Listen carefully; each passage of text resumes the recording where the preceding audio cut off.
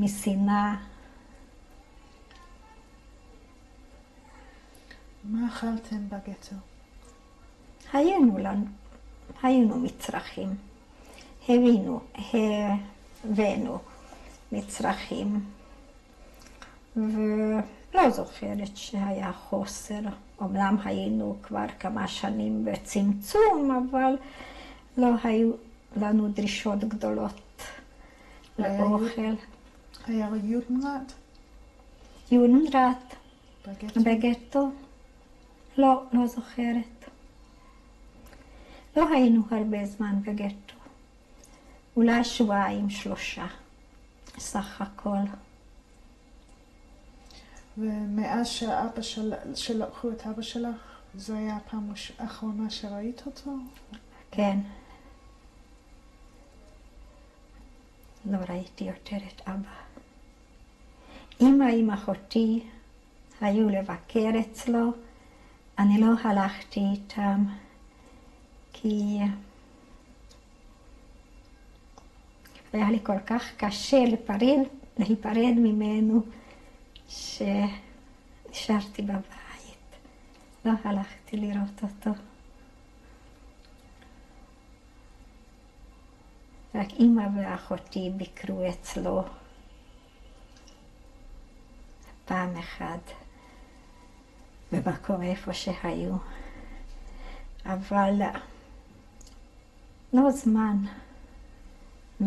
לא הרבה זמן אחרי זה לקחו אותם לקומרנו. זאת הייתה עיירה 30 קילומטר מאותנו, איפה היה ריכוז של הגברים יהודים יותר גדול.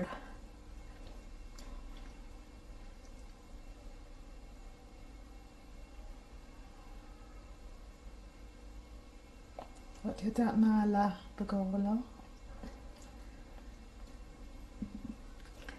כן, הוא הגיע עם קבוצת גברים לאוסטריה. היו כמה חודשים בטורקהיים, ובפברואר 1945 עם קבוצה של 500 גברים לקחו אותו למקום לא ידוע. ולא ידעתי, לא יכולתי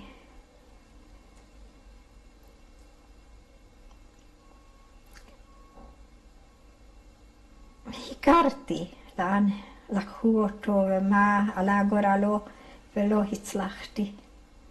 מן הקבוצה של 500 אמרו לי שאף אחד לא נשאר בחיים.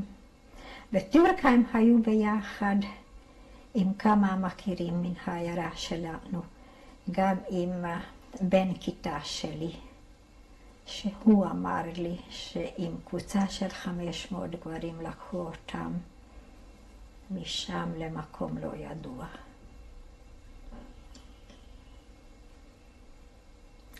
אולי לא הכרתי מספיק, לא היה לי כוח נפשי לחקור מה עלה גורלו של אבא.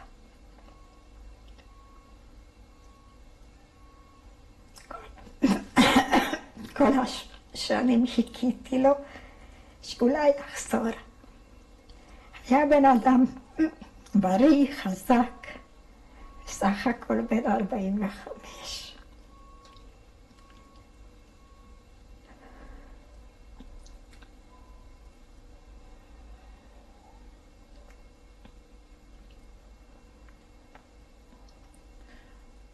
בינתיים, אחרי 2-3 בגטו, מה קרה לכם? כן, קודם לקחו אותנו בתוך הגטו לחדר, אחד. כל אישה ואישה נוצריה עשתה חיפוש עלינו, האם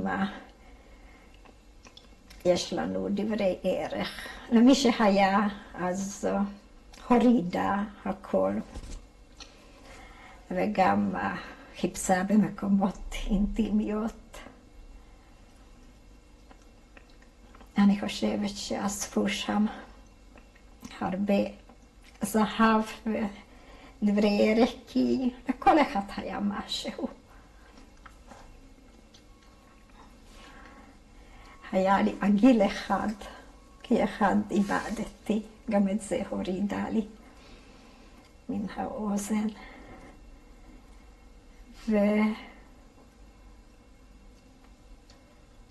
כן, זה היה עם שמירה בחוץ, עם שוטרים הונגריים שהיו אכזריים מאוד, שרצו שיהיה שם סדר לפני שלקחו אותנו. בחדר הזה היה קצת בלגן. הרביצו לכם? לא הרביצו, אבל אני זוכרת שאחד לקח את אחותי, כי אחותי הייתה בחורה מאוד ערנית, אז שם אותה על יד הקיר ואמר לה שאם היא תסתובב אז הוא יירה בו, ואני נורא פחדתי שאחותי לא תחזיק מעמד על יד הקיר, לא להסתובב. אבל בסוף עברנו את זה בשלום. יחד עם אמא שלך? עם אמא שלי, כן, עם סבתא, עם דודה, דוד והשלוש בנות. אמא שלי תפרה כמה דברי ערך בתוך הבגדים פה ובתחתונים איפה הגומי, שניקח את זה איתנו, שאולי נצטרך את זה להחליף באוכל.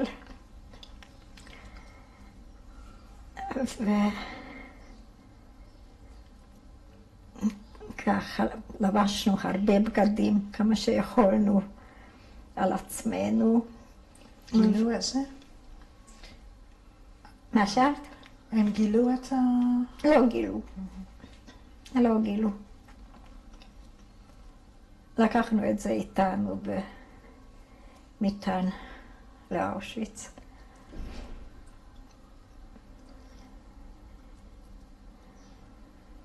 את יכולה לתאר את הנסיעה לאושוויץ? כן, קודם ההליכה למקום לפני ששמו אותנו לקרנות. זה היה מקום איפה עשו לבנים. זה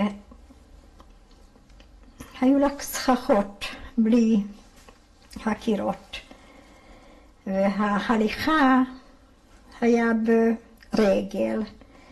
עם סבתא הייתה בת, אני חושבת 83, 84, קטנה, ולקחה ביד רק את התחריכים שלה. אבל זה היה די כבד לה.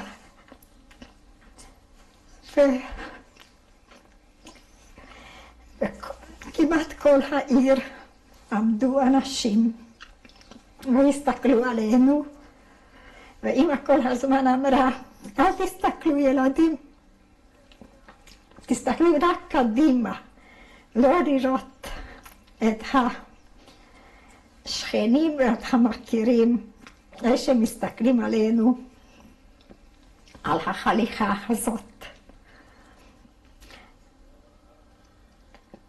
וכל אחד לקח כמה שיכול, בגדים ומצרכים. ודווקא שוטר הונגרי אחד לקח מסבתא שלי את החבילה שלה, אז הוא אמר שזה כבד לך. אבל סבתא לא רצתה לתת לו, אמרה שהיא רוצה לקחת את זה. ובמקום האיסוף הזה, על יד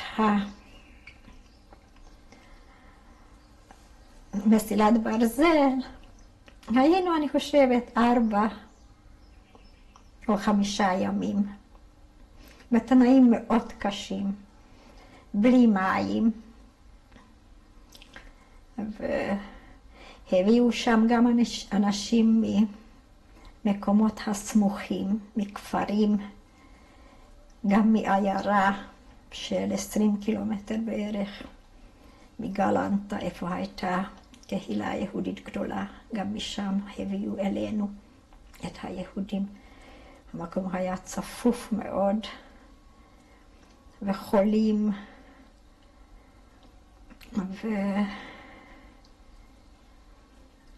ואז כבר ישבנו ביחד, צעירים, ואני זוכרת שחברה שלי, אחת, מריקה קליין, אמרה אני רוצה להיות, בכל מחיר אני לא רוצה למות, אני רוצה להיות. ואני אמרתי, גם אני רוצה להיות, אבל לא בכל מחיר. אז היו לנו כבר שיחות כאלה על מוות.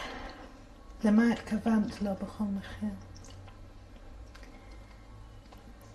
הייתי דתייה, הייתי בתולה, לא רציתי לבגוד, לא בדת, לא בעם, לא ידעתי מה מחכה לי.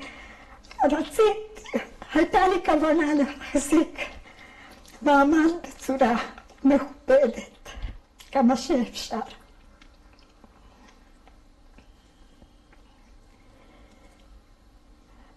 היינו ביחד עם חברה של אמא ומשפחתה, עם ילדה בת 4, שאמרה לי,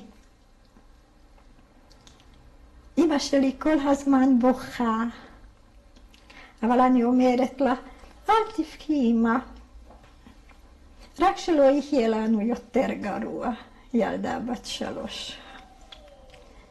ואני רואה אותם, שרובם הלכו ישר לתאי הגזים. ממקום הזה באו כל יום עם רשימות של אנשים עשירים, ולקחו אותם במכוניות העירה,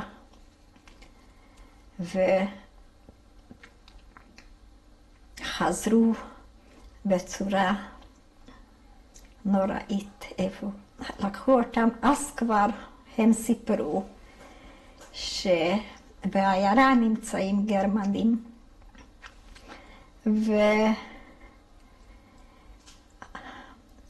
ועשו להם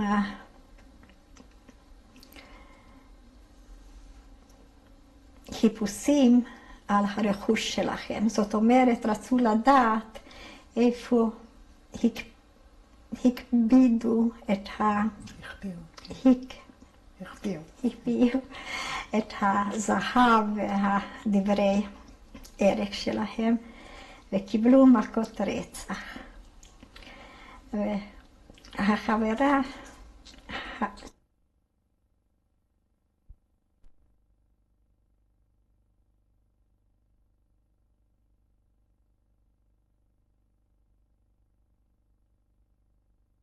החברה הייתה אישה עשירה, מאוד פחדה שאת בעלה או אותה ייקחו לחקירות האלה.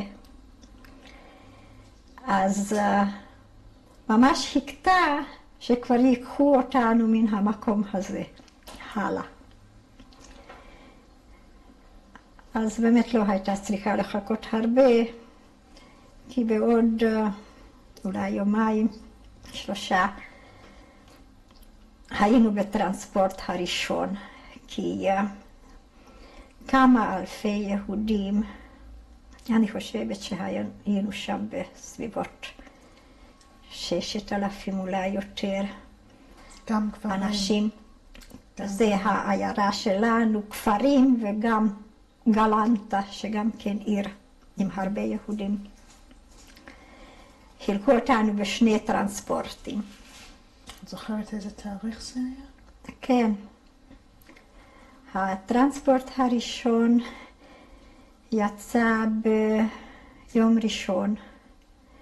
אני חושבת שזה היה ב10 ביוני 1944, והגענו לאושוויץ ביום רביעי, אותו שבוע. הטרנספורט השני יצא ביום רביעי מן העיירה. זאת אומרת, זה היה הבדל של 4 ימים. מה אמרו לך? לאן הם לוקחים אתכם? לא אמרו. פשוט עמדנו בתור וספרו אותנו בכל מקום, בכל קרון אומרים? קרון, בכל קרון. בסביבות 80-85 אנשים. כולם ביחד, ילדים, איך שעמדנו בתור, משפחות שלמות. אני הייתי עם המשפחה שלי, ומגלנטה, קרובת משפחה, אישה עם 3 ילדים קטנים, קרובת משפחה של דודה שלי, וגם כמה משפחות מגלנטה, היינו באותו קרון. זקנים, ילדים. את יכולה לתאר את הקרון עצמה? הקרון כמו קרון לבהמות, קרון גדול, בלי, ריק מתוכן. אני לא זוכרת שהיה בכלל מים, אני לא זוכרת האם קיבלנו מים או לא. כי אני חושבת שכל 4 ימים האלה אני כמעט לא שתיתי ולא אכלתי. לא יודעת, היינו במצב כזה שלא דיברנו ולא אכלנו. ורק שמענו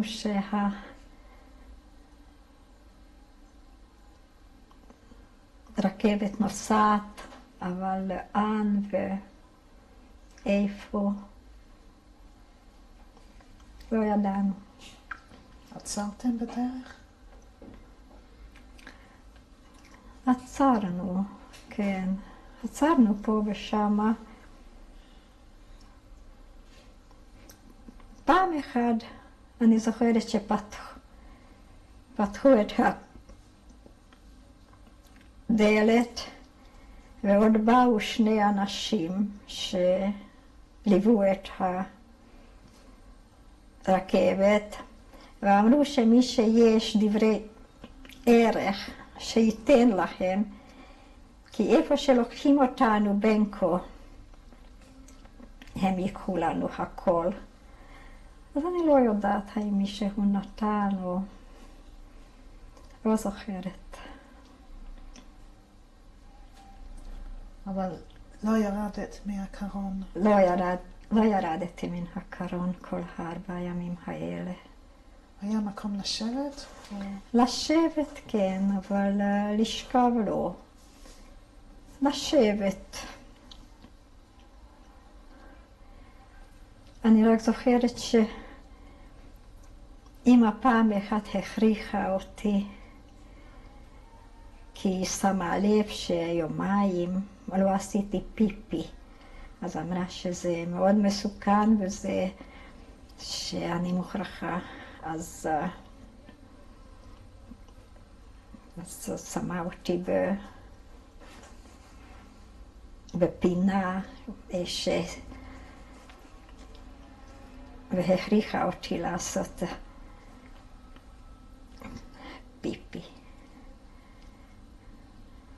אבל הרבה לא זוכרת. ילדים קטנים בכו, והיו צמאים.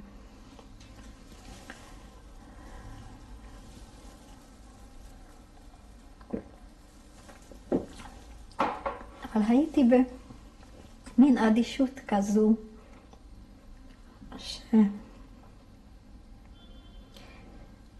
להיות בשקט ועם תחושה שאין מה לעשות.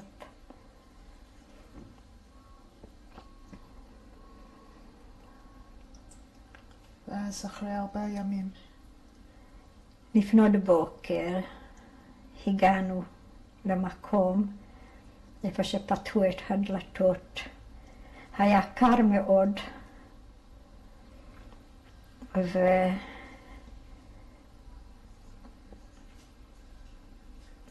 ושמענו צעקות. היה עוד קצת חושך.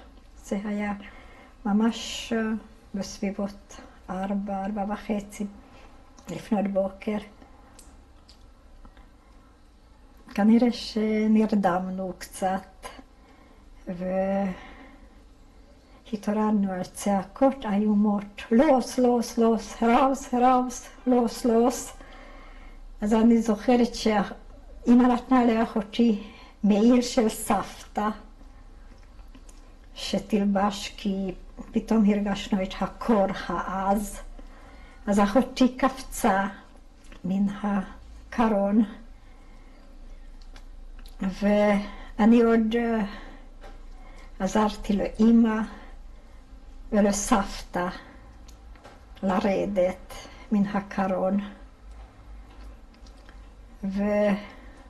ובקושי תפסנו משהו מן החבילות שהבאנו. רוב החבילות נשארו במקום, כי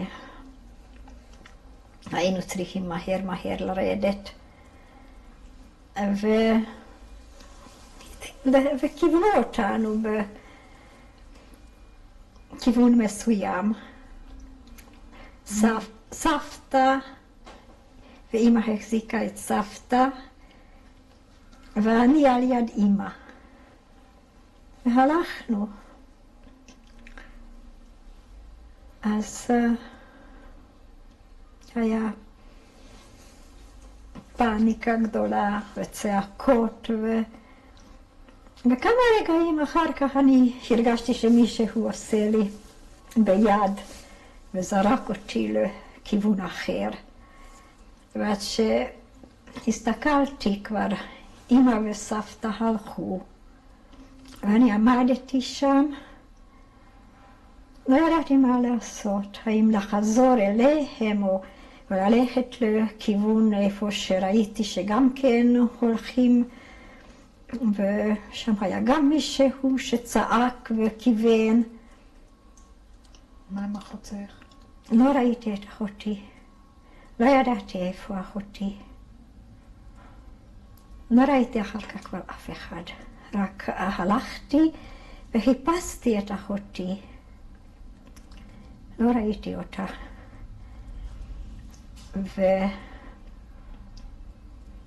וכבר היינו במקום איפה שהיו בניינים, צריפים כאלה, ועל יד צריפים היו נשים לבושות בסמרטוטים, בלי שערות, וצעקו אלינו בהונגרית. כי היו כאלה שהיו מתחת הזרועות הביאו לחם. אז צעקו, תזרקו לנו לחם, תזרקו לנו אוכל. ואני הסתכלתי עליכם וחשבתי, איזה מין אנשים מוזרים. מעניין שלא הרגשתי שום רחמנות. הסתכלתי עליהם כמו שמסתכלים על חיות מוזרות, לא מובנות. אנשים כאלה, מי האלה? מה זה צריך להיות? וכבר הייתי במקום סגור, איפה אמרו לנו להתפשט, כשגיליתי את אחותי. אחותי קפצה מן הקרון והיא הלכה. ורק שם פגשתי אותה. באותו רגע הבנת את המשמעות של אמא וסבתא הלכו לכיוון אחד? לא הבנתי כלום. לא הבנתי כלום. רק ראיתי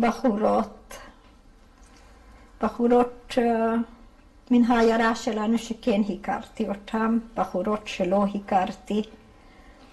והכל הלך כל כך מהר, לא הייתה אפשרות לחשוב. אמרו לה, התפשטנו,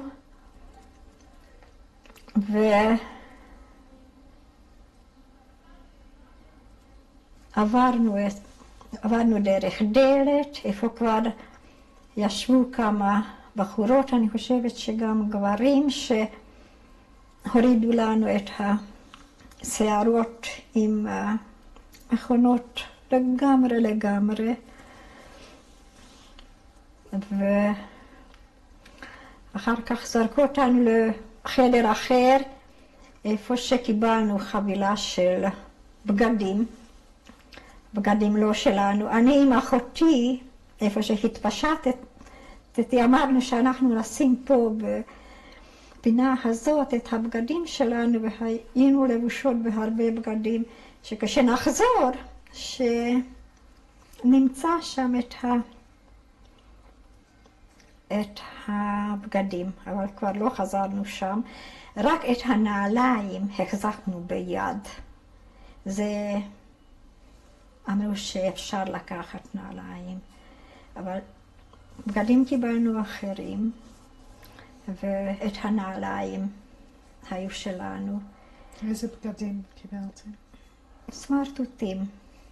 היו כאלה שבקושי יכלו ללבוש כי היו קטנים עליהם, אז ככה שהחלפנו בינינו מה שהיה מתאים.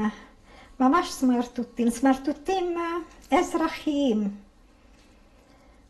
בלי תחתונים, בלי שום לבנים, רק איזושהי חצאית וחולצה או סמלה.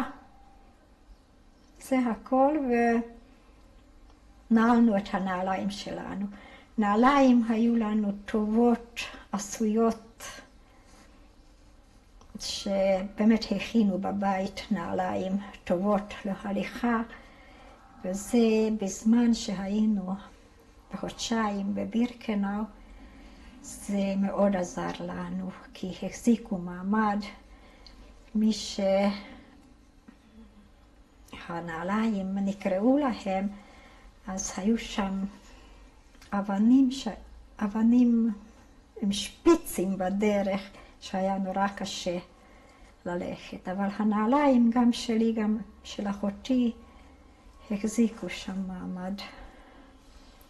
מתי שמעת לראשונה את השם אושוויץ? לא שמעתי את השם אושוויץ, לא את השם בירקנאו. אולי היינו שם 3 או 4 שבועות, כשיום אחד באו אנשים עם שולחן, עם דברי כתיבה, עם גלויות. ואני התקרבתי לשולחן, וקראתי על הגלויה בגרמנית, אני נמצאת בוואלזה, אני בריאה, מצבי טוב, שולחת דרישת שלום, והיה אפשר לחתום את השם. אז שמעתי פעם ראשונה את השם וואלזה, ורק הרבה שנים אחרי המלחמה, ידוע לי שבוואלזה עשו את ההסכם הגרמנים על הפתרון הסופי של היהודים, ואז הבנתי את הציניות שעל הגלויה הזאת הייתה כתובה Ich bin im Waldsee. ואת הגלויה הזאת אבא שלי קיבל. כי הגלויות, לפחות חלק מן הגלויות, הגיעו לבודפשט למשרד של הסוכנות או ז'וינט, בכל אופן, או יודנראט, במשרד של יהודים, איפה עבדה בת דודה שלי. ובת דודה שלי ראתה את הגלויה וידעה באיזה מקום אבא נמצא. אבא היה שם אז עוד בהונגריה, ושלחה את הגלויה הזאת לאבא. אז אבא קיבל את הגלויה, איפה היה כתוב שאנחנו בריאים ואנחנו בוואלזה. האם הוא ידע את המשמעות או לא, אני לא יודעת, אבל כששמו אותו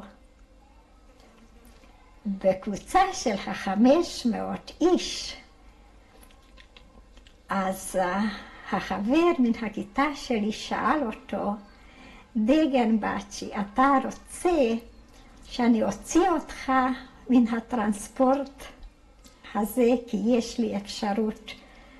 אז הוא אמר, לא, זה אולי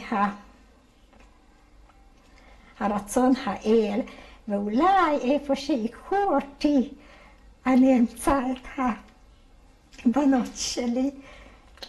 אולי הוא חיפש את וואלזה.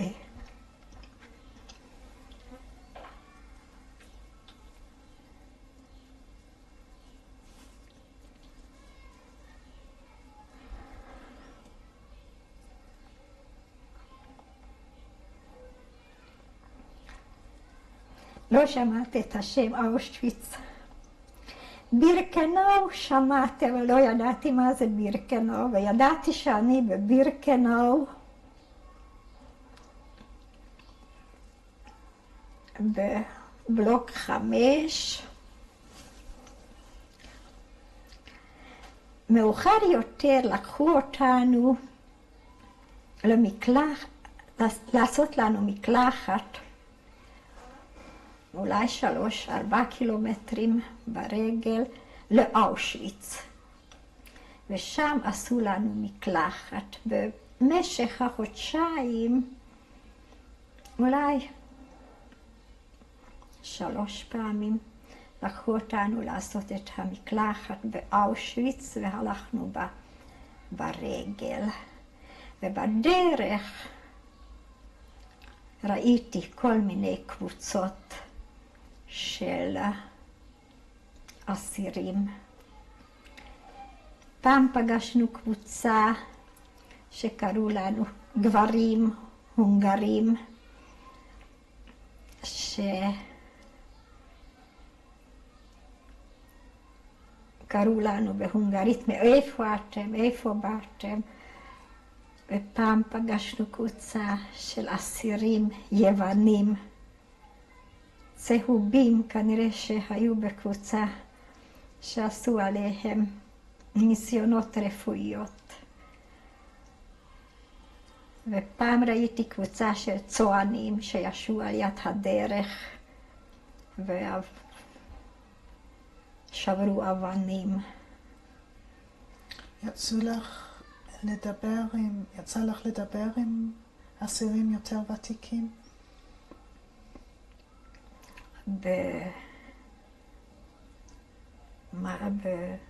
במחנה,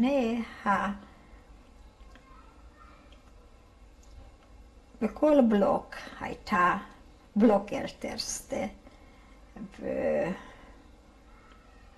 ושטובנדינסט. האלה היו רובם יהודיות מסלובקיה, שהיו במחנה משנת 1942, ודיברנו איתם סלובקית, והיו גם כאלה שידעו הונגרית, אבל כנראה שהיה להם אסור לדבר איתנו. רק ככה בסתר, פה ושם דיברו איתנו.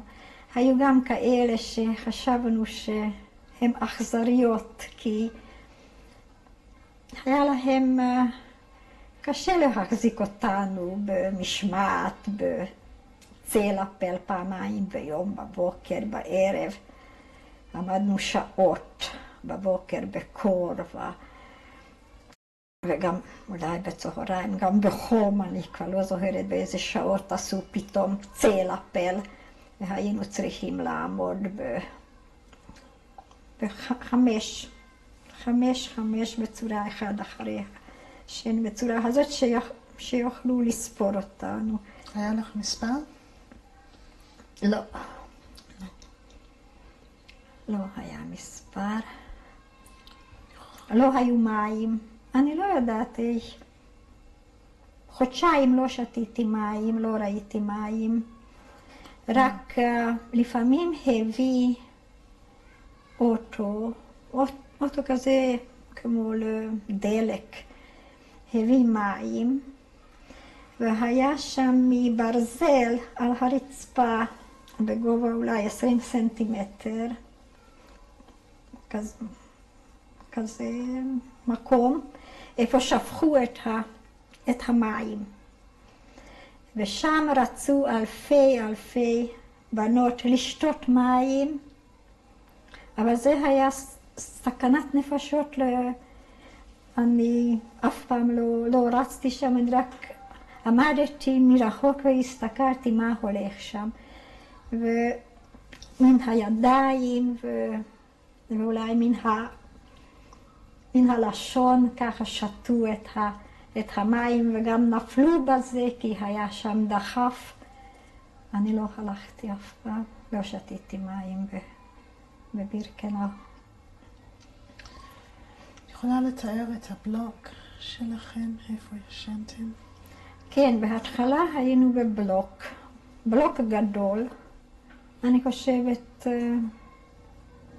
1,000 בנות, בלי שום דבר, קירות עם חלונות מעץ, ובערב בקושי מצאנו מקום להתיישב. אז אני התיישבתי תמיד עם אחותי.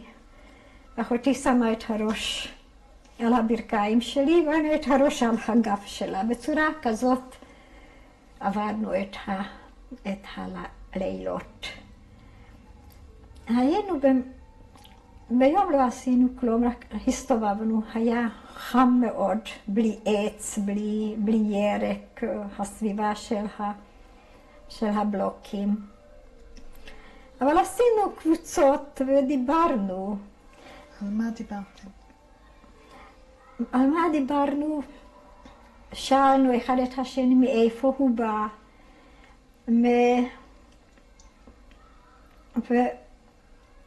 ואת לא יכולה להאמין לי שלפעמים היו שיחות וויכוחים על הרמה, כאילו היינו יושבים באיזשהו סלון ומדברים. היו שם נשים, אני פגשתי שם נשים מלומדות, אינטליגנטיות, נשים של פרופסורים, שדיברו על החיים שלהם. הרבה דיברו על אוכל, כי אוכל לא היה והיה חסר, ודיברו על בישולים ועל האוכל ועל הצורת חיים. ואולי אני באתי מבית דתי, צנוע, ואולי שם פעם ראשונה הכרתי אנשים מרמה הרבה יותר גבוהה ממני, ממקומות אינטלקטואליים, ואני עוד רואה כמה פנים של נשים האלה שדיברו על הצורת חיים שלהם, וזה נפתח לי מין עולם כזה.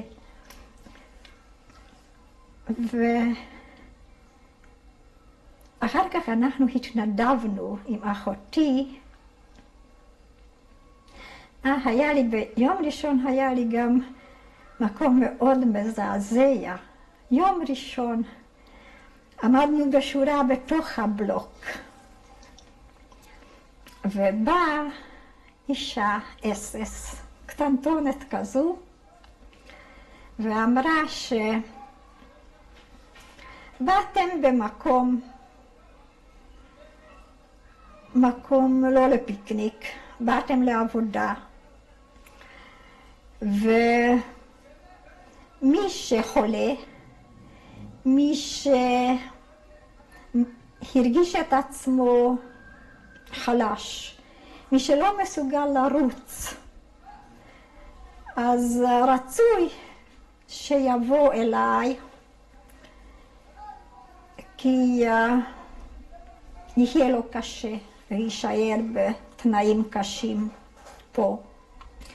ואני הגעתי, לא רק אני, אולי גם יותר, אבל אני הגעתי עם רגליים מאוד נפוחות, מזה שהרבה עמדתי בתוך הקרון, וגם שזה רעד, אז הידיים שלי היו נפוחות וממש כחולות למטה בקרסוליים. אז אני אומרת לאחותי, אני עמדתי עם אחותי, ובינינו עמדה חברה אחת, קצת מבוגרת מאותנו, שאמרה שנשארנו פה עכשיו, אנחנו 3, נהיה תמיד ביחד, נחזיק מעמד ביחד. ואני אומרת שתשמעו איך אני יכולה ברגליים האלה לרוץ. אני אלך שם.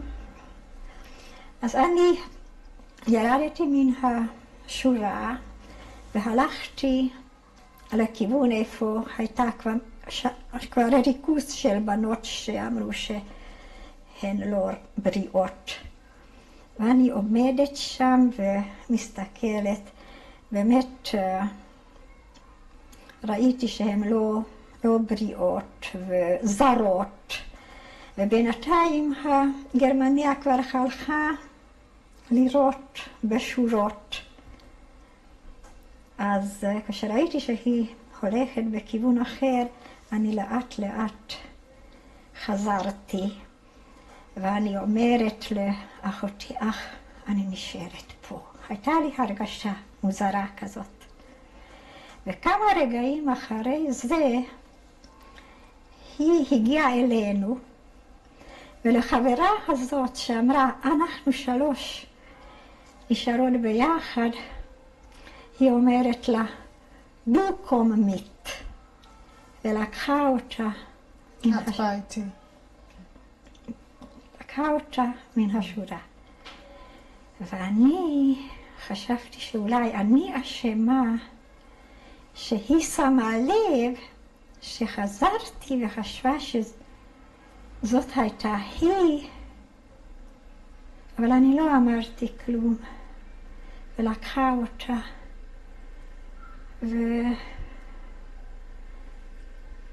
ואחותי אומרת לי אל תחשבי על זה. היא הייתה בחורה די מכוערת, היא לא מצאה חן בעיניה, היא לא חשבה שזו את.